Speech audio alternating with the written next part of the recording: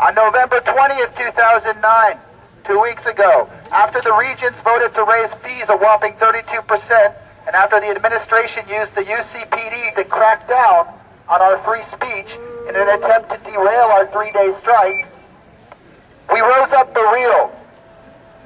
We rose up for real and we showed them what we're made of at UC Berkeley. Yeah. We're 185 armed riot police officers from 4 different departments could not move us.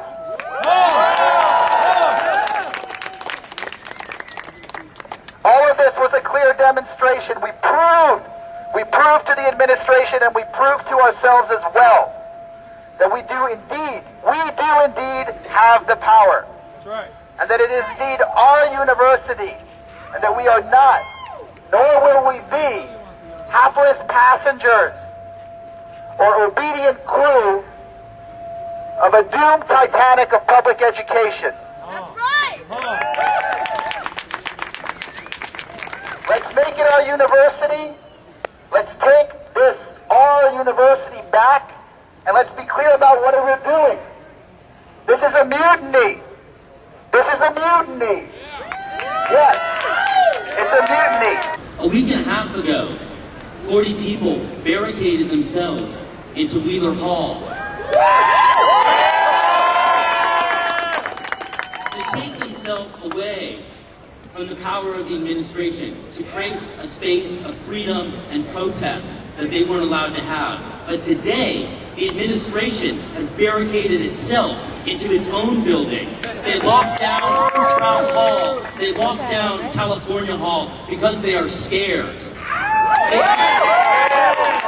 They sent a message from the Homeland Security designate telling building coordinators what to do if people went into their buildings to conduct sit-ins or marches.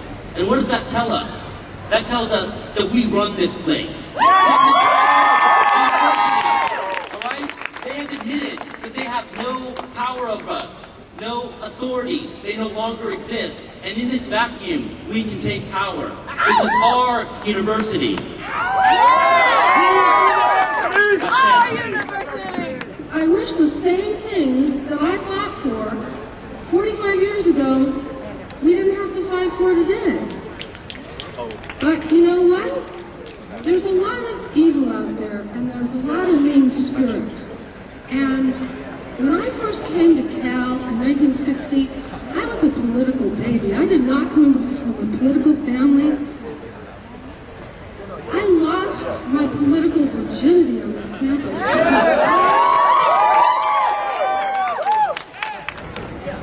I saw out here in front of Wheeler Hall, which is my own building in the English department, I saw my friends and comrades be batoned. I saw hands broken. I saw peaceful students shot in the chest with rubber bullets. I saw 150 SWAT team people surrounding the building for no apparent reason to protect property. I have heard the faculty defend this protection of property.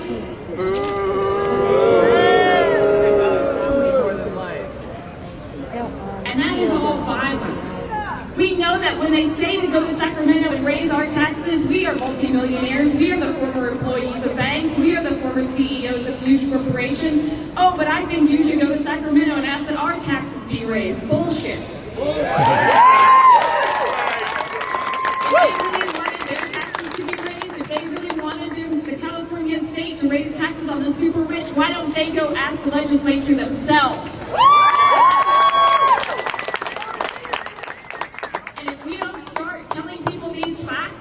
If we don't start combating this discursive violence, this language violence, this violence of lies, we will only be hit by more physical violence. We will only be hit by more batons. We will only be hit by more bullets. We will only be hit by more fee increases. So I challenge everyone today, when you go back to your families for the holidays, tell them this. Tell them about your friend who will not be able to come back next semester as a result of the fee increases. Tell them about your coworker who has been laid off as a result of the budget cuts. Tell them about your colleague who's an undocumented student who will not be afforded to come back as a result of the fee increases. Because until you tell them, they will keep attacking us with violence. Solidarity means standing up with people under the gun, not sitting back and watching while they are taken down.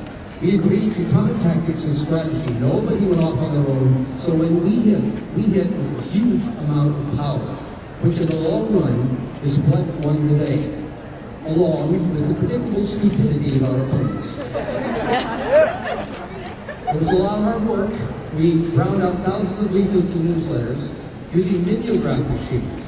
Can you imagine that? If we had access to the internet and Twitter, we might have been able to declare victory in a week. 45 years ago, I followed Mario Salvo and Joe Baez into those doors. When the police dragged me down the marble steps, one officer stomped on my leg with such force that I had a boot-shaped bruise on my leg for a week. And I used to walk around campus putting up my leg to show off. It was my badge of honor.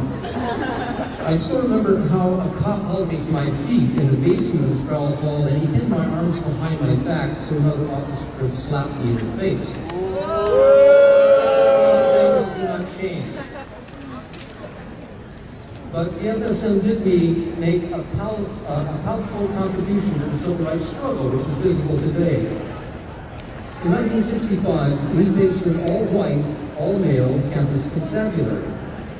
Recently, looking at YouTube clips, I discovered that today's students are now being beaten by a fully integrated police force. Strides have been made. Also, today, an upstart female student can now be beaten by an uptight female cop. Progress.